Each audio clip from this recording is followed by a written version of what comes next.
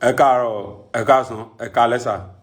Ẹ jọ̀ọ́ ẹ̀yin olólùfẹ́ Ọlọ́run, fídíò tí mo fẹ́ ṣe ẹ jọ̀ọ́ ẹ bá mi share, inú mi á dùn tó bá lè dórí tébù bàbá wa Inspector General of Police bàbá wa Túnjí Ridwan Disu tó jẹ́ ọ̀gá ọlọ́pàá fún gbogbo ọlọ́pàá Nàìjíríà pátá, kí Ọlọ́run jẹ́ ká rí yín pẹ́ sà. Àti bàbá wa Jagaban, the president himself, olódòdẹ, k'Ọlọ́run jẹ́ kí ẹ̀mí yín gùn sà. Ẹ jọ̀ọ́ fídíò mi ọ̀dọ̀ mo ti report sometimes ago fún CP Felix, CP Ondo State fúnra wọn níbi last 2 weeks tí ọ̀rọ̀ yẹn ti ń ṣẹlẹ̀. Nǹkan tó ṣẹlẹ̀ ni pé wọ́n láwọn kan wọ́n ní wọ́n ń fi ìbọn wá mi káàkiri, wọ́n ní OPC GANI ADAMS ni wọ́n. Ọ̀dọ̀ ìgbà tí mo kọ́kọ́ gbọ́rọ̀ yẹn mi ká sí. So eléyìí tó ṣẹlẹ̀ ni pé wọ́n wá lọ lé wa, ìgbà tí wọ́n délé wa wọ́n try àti béèrè information mi. Mo rò bóyá ẹni tán wá ń béèrè lọ́wọ́ ẹ̀ fún wọn ní information mi. Wọ́n ní wọ́n ń wá mi pé mo sọ pé kán wá sí bíbà yìí láti pé ibo mò ń gbé gan kìnìkan. So wọ́n gbọ́rọ̀ yẹn, wọ́n dẹ̀ pè mí, èmi ò tiẹ̀ mi dẹ̀ rán anybody pé kó wá sílé wa. So later náà wá kúrò ń bẹ̀, náà ń lọ sí, àwọn ṣáà ń wá mi káàkiri ṣá.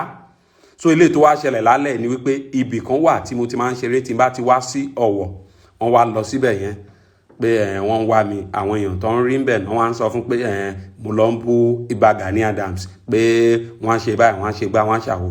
So ẹ jọ̀ọ́, ọ̀dọ̀ ẹ̀rù ò bà mí bóyá wọ́n á ṣe nǹkan kan fún mi, no, wọn ò tó bẹ́ẹ̀, yes. But èmi lọ́mọ, mo dẹ̀ níyàwó, so mo mọ̀ pé kò sí nǹkan tẹ́ni bí o lè ṣe, but Ọlọ́run ju gbogbo nǹkan tó ń kó káàkiri wọn yẹn lọ. Lọ́gán tí mo ti rí ìgbésẹ̀ tí wọ́n ń gbé ni mo ti rìpọ́ọ̀tù fún àjọ ọlọ́pàá ní Ondo State, yes. So má dẹ̀ fàsìkò yìí bẹ̀ bàbá wa Túnjí Disu gẹ́gẹ́ bí àdéhùn tí wọ́n ń ṣe fún wa, ta dẹ̀ ń rí ìgbésẹ̀ tí wọ́n ń gbé pé ìlú ti ń tutù, tí wọ́n dẹ̀ promise wa pé ilẹ̀ Yorùbá ò ní dàrú mọ́. So tá bá wá rá àwọn kan tó ń gbébọn pé àwọn apààyàn, àwọn á ṣe báyìí, àwọn á ṣe báyìí, kíjọba jọ kán bá mi wò wọ́n, kán bá mi investigate wọn o. Mi mọ nǹkan tí mo ṣe fún Ìbà Gani Adams tó fi ní káwọn èèyàn kan máa ń tẹ̀lé mi káàkiri, yes. Torí ọ̀rọ̀ yẹn I don't know, ẹ̀rù wọn ò bà mí, but èmi lọ́mọ, mo dẹ̀ níyàwó. So mo lè ní wọn ò ní mọ ibi tí mò ń gbé, later kan end up àti mọ ibi tí mò ń gbé, kò dẹ̀ sí nǹkan tẹ́ni bí o lè ṣe. Bọ̀ pé màmá rìn lọ ẹnìkan á dá mọ́tò mi, á dá mi dúró, no, mi rò bóyá yẹn lè wáyé, yes. Torí bọ́rọ̀ yẹn ṣe ṣẹlẹ̀ lọ́gán tí mo ti rí gbogbo traces wọn, tí mo ti report wọn, mo dẹ̀ ti sọ fún bàbá wa olóyè Májàsọ́lá Sunday Igboho òòṣà, wọ́n dẹ̀ ti ní kò sí nǹkan kan pé kí n fọkàn mi balẹ̀. So mo wá tún fàsìkò yìí pé gbogbo àwọn ọmọ Nàìjíríà, ẹ jọ̀ọ́ nǹkan tójú mi ń rí lélẹ̀ o, mi nǹkan fẹ́ sọ ni, but now mo rò bóyá ọwọ́ tó bá ń dùn èèyàn nídìí àti kásábẹ́ aṣọ.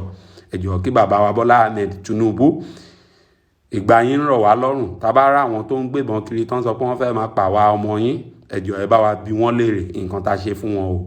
Láì ṣọ̀kẹ́rẹ́ báyìí àbẹ́tú kójọ́ ọmọ èèyàn lẹ́sẹ̀ fi tún fẹ́ máa fi kátírèkì wá káàkiri inú gbòòrò, ìjọba ẹ jọ̀ọ́ o. Tá a bá jagun kidnapper mọ́ báyìí tó jogun OPC ló fẹ́ máa fìbọn wá àwọn ọmọ ìlú káàkiri, ṣe mọ̀ pé ó ti alágbára díẹ̀.